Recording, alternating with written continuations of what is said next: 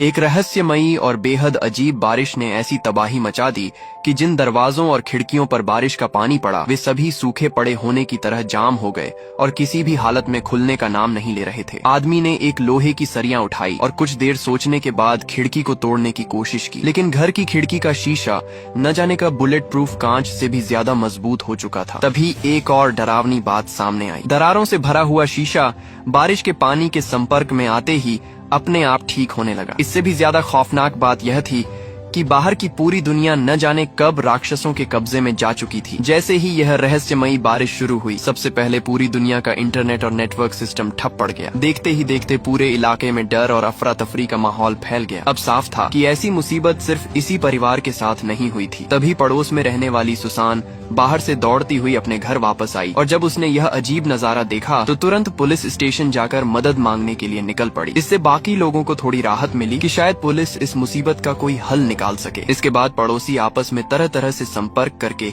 जानकारी साझा करने लगे। किसी को लगा कि यह सेना का कोई नया और खतरनाक हथियार है, तो किसी का मानना था कि एलियंस ने पृथ्वी पर हमला कर दिया है। फिलहाल घर के अंदर रहना सुरक्षित लग रहा था, लेकिन जेसन पहले से ही किसी बड़ी आपदा की तैयारी करना जानता था। उसने घर में रखी पिस्तौल को भी तैयार करके अपने पास रख लिया। रात काफी गहरी हो चुकी थी, लेकिन मदद लेने के लिए पुलिस स्टेशन गई सुसान अभी तक वापस नहीं लौटी थी। जेसन को चिंता होने लगी, इसलिए उसने इलेक्ट्रिक ड्रिल उठाई और दरवाजे में छेद करने की कोशिश शुरू कर दी। लेकिन ड्रिल की एक के बाद एक कई बिट टूट गईं और दरवाजे का लॉक जरा भी नहीं हिला। इससे भी ज्यादा डरावनी बात यह थी कि जिस जगह पर ड्रिल से छेद किया गया था, बारिश का पानी मानो उसे अविश्वसनीय गति से दोबारा भरकर ठीक कर रहा था। जेसन ने गुस्से और मजबूरी में घर की दीवारों से लेकर फर्श तक सब कुछ तोड़कर देख लिया, लेकिन कोई फायदा नहीं हुआ। यह बारिश मानो एक ऐसी अभेद्य दीवार बन चुकी थी जिसने उनके घर को बाहरी दुनिया से पूरी तरह सील कर दिया था। ऐसी चीज इंसानी तकनीक की पहुंच से बिल्कुल बाहर थी। अगली सुबह जैसे ही पति पत्नी की नींद खुली,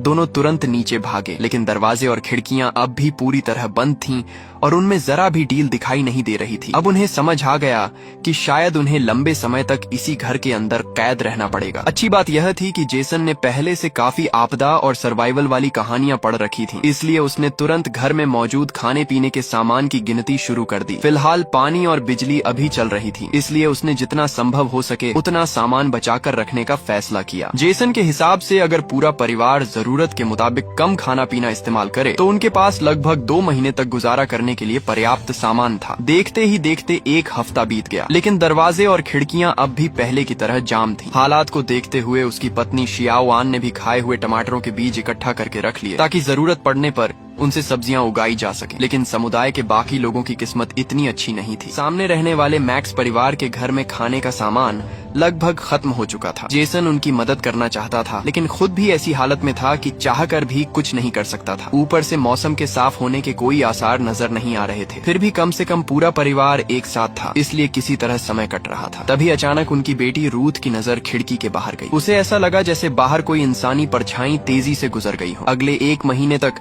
रूथ ने एक अजीब चीज नोटिस की। जब भी बारिश बहुत तेज होती, वही रहस्यमयी परछाई बाहर दिखाई देने लगती। लेकिन हैरानी की बात यह थी कि घर में शायद सिर्फ रूथ ही उस परछाई को देख पा रही थी। धीरे धीरे घर का राशन भी खत्म होने लगा। शियाओआन ने सब्जियों के बीज मिट्टी में बो दिए थे, लेकिन उन्हें तैयार होने में अभी काफी समय बाकी था। एक रात जब पति पत्नी को काफी समय बाद कुछ पल अकेले बिताने का मौका मिला तो दोनों ने सोचा कि क्यों न एक और बच्चा पैदा करने की कोशिश की जाए। लेकिन तभी उन्हें एहसास होने लगा कि शायद अब इस दुनिया पर इंसानों का राज नहीं रहा था। देखते देखते क्रिसमस का दिन आ गया। हालात इतने खराब थे कि वे बच्चों के लिए कोई नया तोहफा तक नहीं ला सकते थे, लेकिन उनके बड़े बेटे ग्रे ने बेहद प्यार से घर में उगे पहले टमाटर को अपनी माँ को तोहफे में दे दिया। ये सिर्फ एक टमाटर नहीं था, बल्कि इस बात का संकेत था कि परिवार धीरे धीरे खुद अपने लिए खाना उगाने की दिशा में एक कदम और आगे बढ़ चुका था। लेकिन तभी रूथ ने डरते हुए सामने वाले मैक्स परिवार के घर की तरफ देखा। उसे लगा कि वहाँ कुछ गड़बड़ हो रही है। लगातार भूखे रहने की वजह से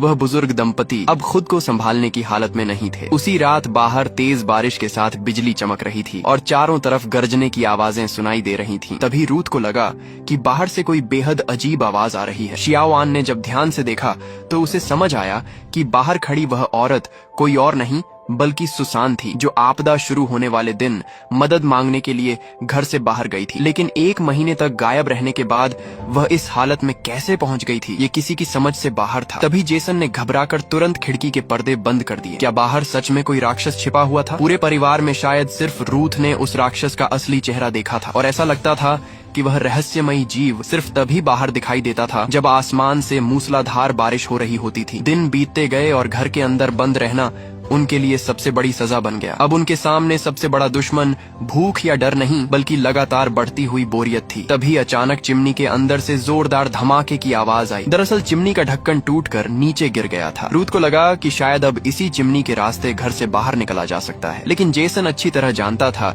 कि चिमनी की संकरी पाइप के अंदर से किसी बड़े इंसान का निकलना लगभग नामुमकिन था। इसके बाद जेसन और ग्रे ने मिलकर एक साधारण सा पुली सिस्टम तैयार किया। उन्होंने एक मजबूत फीते की मदद से रूथ को धीरे धीरे चिमनी के अंदर उतारना शुरू किया। लेकिन यह पुराना मकान काफी समय से जर्जर हालत में था, और खासकर चिमनी के आसपास की ईंटों की दीवार बुरी तरह कमजोर हो चुकी थी। उसमें एक बहुत बड़ा हिस्सा दरक कर खुल चुका था। सभी लोग अभी इस बात से खुश भी नहीं हो पाए थे कि उन्हें बाहर निकलने का रास्ता मिल सकता है। तभी अचानक उनके कानों में कुत्ते के दर्द से चीखने की आवाज पड़ी। दरअसल वह कुत्ता काफी समय से अपने दिल को सही तरीके से चलाने के लिए दवाइयों पर निर्भर था, लेकिन घर में उसकी सारी दवाइयां खत्म हो चुकी थीं। दवा न मिलने के कारण उसकी हालत बेहद खराब हो गई थी और वह भयंकर दर्द में तड़प रहा था। कुत्ते को इस हालत में देखकर जेसन ने चुपचाप शियावान को इशारा किया कि वह बच्चों को वापस बेडरूम में ले जाए। शियावान अपने पति की मंशा समझ चुकी थी। उसने तुरंत टीवी की आवाज पूरी तरह तेज कर दी ताकि बच्चों को बाहर से आने वाली किसी भी आवाज का पता न चले। इसके बाद जेसन ने अपनी पिस्तौल निकाली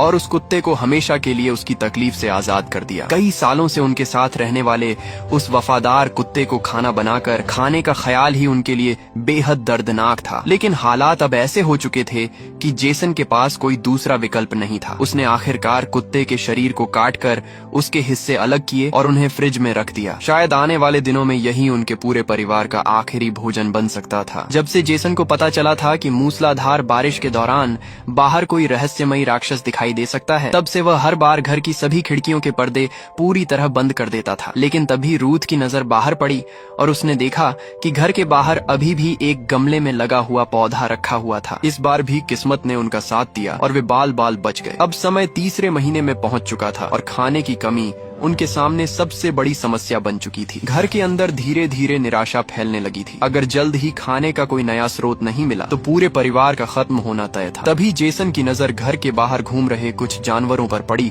और उसके दिमाग में अचानक एक खतरनाक लेकिन बेहद काम का विचार आया। अपने हाथों से चीजें बनाने की बेहतरीन काबिलियत का इस्तेमाल करते हुए उसने स्केटबोर्ड और लोहे के दांतेदार रेक की मदद से एक जाल तैयार किया। उसने कुत्ते के बचे हुए मांस को चारे के तौर पर इस्तेमाल किया और चिमनी के रास्ते उस छोटे से शिकार पकड़ने वाले उपकरण को घर के बाहर पहुंचा दिया। जैसा कि जेसन ने उम्मीद की थी, कुछ ही देर में आसपास घूमने वाले छोटे जानवर उस मांस की गंध सूंघकर जाल के पास आने लगे। लेकिन पहली कोशिश में उन्हें ज्यादा सफलता नहीं मिली, इसलिए जेसन ने बार बार अपने बनाए जाल में सुधार किया। आखिरकार करीब आधे महीने की लगातार कोशिशों के बाद उनके हाथ एक छोटा सा शिकार लगा और परिवार को लंबे समय बाद दोबारा प्रोटीन वाला खाना नसीब हुआ। इतने लंबे समय के बाद मांस का एक टुकड़ा मिलना उनके लिए किसी चमत्कार से कम नहीं था और पूरे परिवार के अंदर एक बार फिर उम्मीद जाग उठी। अब उन्हें यकीन हो गया था कि बाहर निकलने की कोशिश करना बेवकूफी होगी, इसीलिए उन्होंने इसी घर को हमेशा के लिए अपना ठिकाना मान लिया। यहाँ तक कि घर का फर्श भी उखाड़ दिया गया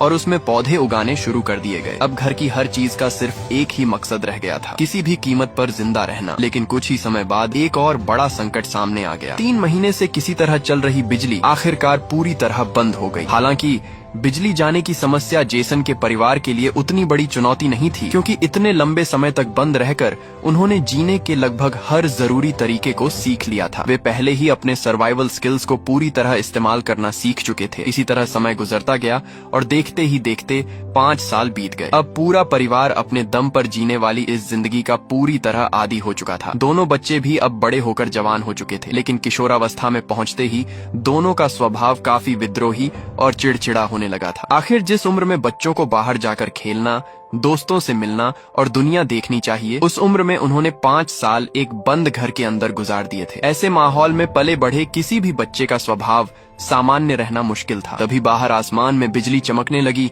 और जोरदार गरज सुनाई देने लगी। हमेशा की तरह जेसन और उसके परिवार को तुरंत घर की सभी खिड़कियों और दरवाजों को ढकना पड़ा। इन 5 सालों में जेसन की सावधानी बेवजह नहीं थी। अब वह अच्छी तरह समझ चुका था कि बाहर मौजूद ये खतरनाक जीव सिर्फ बारिश को नियंत्रित करने की क्षमता नहीं रखते, बल्कि वे जगह जगह घूमकर बचे हुए इंसानों का शिकार भी कर रहे थे। उस दिन भी एक राक्षस उनके घर के बाहर मौजूद था और जाने का नाम नहीं ले रहा था। उसे काफी देर तक बाहर खड़ा देखकर शियाओ आन को घर में रखी पिस्तौल याद आ गई। वह चुपचाप ऊपर जाकर उसे लेने की तैयारी करने लगी। तभी जेसन को लगा कि शायद अब ग्रे इस जगह से बाहर निकलने में सफल हो सकता है। लेकिन तभी रूथ ने राक्षस के शरीर से टपक रहे एक अजीब तरल पदार्थ पर ध्यान दिया। उस तरल में काफी ज्यादा नमक था और वह बिल्कुल समुद्र के पानी जैसा लग रहा था। रूथ के दिमाग में तुरंत एक सवाल आया, क्या ये राक्षस समुद्र के अंदर से आए हैं? तभी अचानक घर के बाहर से सूरज की एक किरण अंदर आई। पूरे 5 साल तक लगातार बारिश और अंधेरे में रहने के बाद पहली बार ऐसा लग रहा था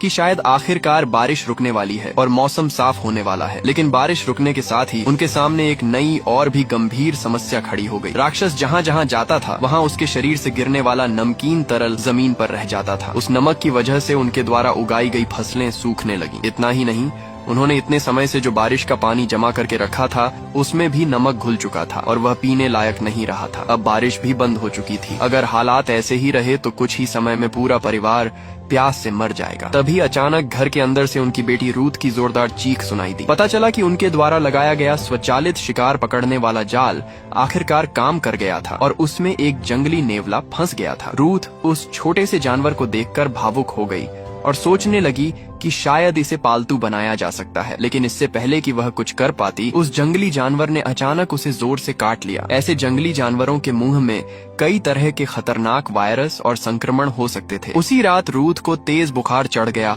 और उसका बुखार उतरने का नाम ही नहीं ले रहा था। घर में मौजूद सारी दवाइयां पहले ही खत्म हो चुकी थीं। अगर जल्द ही कोई दवा नहीं मिली तो रूथ की हालत जानलेवा हो सकती थी। जेसन के सामने अब कोई दूसरा रास्ता नहीं बचा था। मजबूरी में वह अपनी कार लेकर घर से बाहर निकलने का रास्ता खोजने लगा। इन 5 सालों के दौरान वह कार की देखभाल करता रहा था, लेकिन उसमें बचा हुआ पेट्रोल अब लगभग खत्म होने वाला था। जेसन ने पूरी ताकत से कार को चलाकर गैराज के दरवाजे से टकरा दिया। टक्कर इतनी जोरदार थी कि कार बुरी तरह क्षतिग्रस्त हो गई, लेकिन इसके बावजूद गैराज का दरवाजा जरा भी नहीं हिला। तभी जेसन की नजर जमीन पर पड़ी और उसने उत्साहित होकर देखा कि फर्श पर एक दरार दिखाई दे रही थी। ये घर पहले से ही काफी पुराना और जर्जर था और इतने वर्षों में इसकी नींव धीरे धीरे नीचे धंस रही थी। अभी अभी कार की जोरदार टक्कर से घर के ढांचे में भी हलचल हुई थी और शायद उसी वजह से जमीन के नीचे एक रास्ता खुल गया था। अब जब बारिश रुक चुकी थी तो बारिश का पानी उस रास्ते या अवरोध को दोबारा ठीक नहीं कर सकता था। इसका मतलब था कि शायद यही उनके परिवार के लिए इस कैद से बाहर निकलने का इकलौता मौका था। जेसन पागलों की तरह घर के अंदर की चीजें हटाने और जमीन तोड़ने में लग गया। उसने फर्श की टाइलें उखाड़नी शुरू की और कुछ ही देर में उसकी उम्मीद सच साबित हो गई। जमीन के नीचे एक विशाल सुरंग दिखाई दी। यह मुख्य सीवर लाइन थी जो पूरे समुदाय के लगभग हर घर से जुड़ी हुई थी। जेसन को याद आया कि उनके पड़ोस में रहने वाला एक आदमी दंत चिकित्सक था। उसके घर में इलाज के लिए काफी मात्रा में दवाइयाँ और खासकर एंटीबायोटिक्स रखे होने की पूरी संभावना थी। क्योंकि शियाओ आन बाकी लोगों की तुलना में ज्यादा पतली और कमजोर कदकाठी की थी, इसीलिए उसने खुद वहां जाने की जिम्मेदारी उठाई। उसने अपने शरीर से एक रस्सी बांधी और सीवर के अंदर उतर गई। कुछ ही देर बाद शियाओ आन को सीवर के अंदर एक ऐसी दीवार दिखाई दी जिसकी ईंटें काफी ढीली हो चुकी थीं। उसने सावधानी से उसे पार किया और किसी तरह आगे बढ़ती रही। किस्मत से वह बाल बाल बचते हुए दंत चिकित्सक के घर तक पहुंच गई, लेकिन वहां का नजारा बेहद डरावना था। दंत चिकित्सक और उसके परिवार के लोग काफी पहले ही मर चुके थे और अब वहां सिर्फ उनकी सूखी हड्डियां बची थीं। लगातार बारिश के कारण घर पूरी तरह पानी में भीग चुका था और अंदर की हालत बेहद खराब थी। लेकिन इससे भी बड़ी मुसीबत अभी बाकी थी। अचानक आसमान में बिजली चमकने लगी और जोरदार गरज सुनाई देने लगी। देखते ही देखते फिर से मूसलाधार बारिश शुरू हो गई। इसी दौरान शियाओ आन को आखिरकार कुछ बोतलें दिखाई दी और उसने उन्हें उठाकर देखा तो उनमें एंटीबायोटिक्स थीं। उसे लगा कि अब रूथ की जान बचाई जा सकती है। लेकिन इससे पहले कि वह खुशी मना पाती, उसे याद आया कि बाहर मौजूद राक्षसों की नजर भले ही कमजोर हो चुकी थी, लेकिन उनकी सुनने की क्षमता इंसानों से कई गुना ज्यादा थी। शियाओ आन ने तुरंत खुद को शांत किया और बिना कोई आवाज किए वापस सीवर की तरफ बढ़ने लगी। उसे डर था कि अगर जरा सी भी आवाज हुई तो राक्षस उसे सुन लेगा। उसी दौरान जेसन ने बाहर से दीवार तोड़कर रास्ता तैयार किया और किसी तरह उस राक्षस को दूसरी तरफ रोकने में सफल हो गया। एंटीबायोटिक्स लेने के बाद रूथ की हालत धीरे धीरे सुधरने लगी और उसका बुखार कम होने लगा। लेकिन अब एक नई समस्या सामने थी। राक्षसों को उनके ठिकाने का पता चल चुका था। भले ही वह इस समय अंदर नहीं आ पाया था, लेकिन ज्यादा देर तक उनके छिपे रहने की कोई संभावना नहीं थी। आखिरकार वह किसी न किसी तरह उन्हें खोज ही लेता। अब अगर उन्हें इस घर से बाहर निकलना था तो सिर्फ एक ही रास्ता बचा था। उन्हें उस समय का इंतजार करना था जब राक्षस खुद घर का दरवाजा खोले। फिलहाल उनके पास दूसरा कोई विकल्प नहीं था। परिवार ने बिना समय गंवाए घर में बची हुई सारी चीजों को इकट्ठा करना शुरू कर दिया और एक ऐसा जाल तैयार करने का फैसला किया जो राक्षस को कुछ देर के लिए रोक सके। उन्हें पता था कि अगर यह जाल उस राक्षस को सिर्फ कुछ सेकंड के लिए भी रोक पाया तो वही कुछ सेकंड उनके पूरे परिवार की जान बचाने के लिए काफी होंगे। अब योजना के मुताबिक उन्हें राक्षस को अपने जाल में फंसाने के लिए उसे घर के अंदर आने देना था। लेकिन अजीब बात यह थी कि राक्षस घर के दरवाजे पर आया ही नहीं। इसके बजाय घर के अंदर अचानक पानी का दबाव बढ़ने लगा। कुछ ही पलों में घर के अंदर पानी तेजी से भरने लगा और देखते ही देखते पूरा घर एक छोटे से समुद्र में बदल गया। ऐसा लग रहा था कि वह चालाक राक्षस जानबूझकर घर में पानी भर रहा था ताकि अफरा तफरी के बीच पूरे परिवार को खत्म कर सके। लेकिन शियाओ आन ने अपना संयम नहीं खोया। उसने तुरंत पहले से तैयार किया हुआ एक आग लगाने वाला बम जलाकर पानी के बीच फेंक दिया। धमाके और आग से राक्षस को नुकसान तो हुआ, लेकिन यह हमला उसे खत्म करने के लिए काफी नहीं था। दूसरी तरफ पानी लगातार ऊपर बढ़ता जा रहा था। मजबूर होकर पूरा परिवार घर की ऊपरी मंजिल और फिर अटारी की तरफ भागने लगा। लेकिन उन्होंने पानी के बढ़ने की रफ्तार को कम आंक लिया था। अब उनके पास सिर्फ एक आखिरी मौका बचा था। उन्हें किसी भी तरह अपने बनाए जाल को सक्रिय करके राक्षस को कुछ समय के लिए फंसाना था, वरना अगर राक्षस ने उन्हें नहीं भी मारा तो बढ़ता हुआ पानी पूरे परिवार को डुबोकर खत्म कर देता। तभी संकट की घड़ी में शियाओ आन ने रस्सी को जोर से खींच दिया। जाल सक्रिय होते ही राक्षस बुरी तरह फंस गया और अपनी जगह से हिल भी नहीं पा रहा था। लेकिन मुसीबत अभी खत्म नहीं हुई थी, क्योंकि घर का दरवाजा अब भी नहीं खुल रहा था। जेसन ने आखिरकार अपनी सारी हिचकिचाहट छोड़ दी। उसने जमीन से एक तेज धार वाला चाकू उठाया और राक्षस को धमकाने लगा। दूसरी तरफ कार लगातार घूम रही थी और उससे बंधी रस्सी राक्षस के शरीर के चारों ओर और ज्यादा कसती जा रही थी। राक्षस जितना छूटने की कोशिश करता,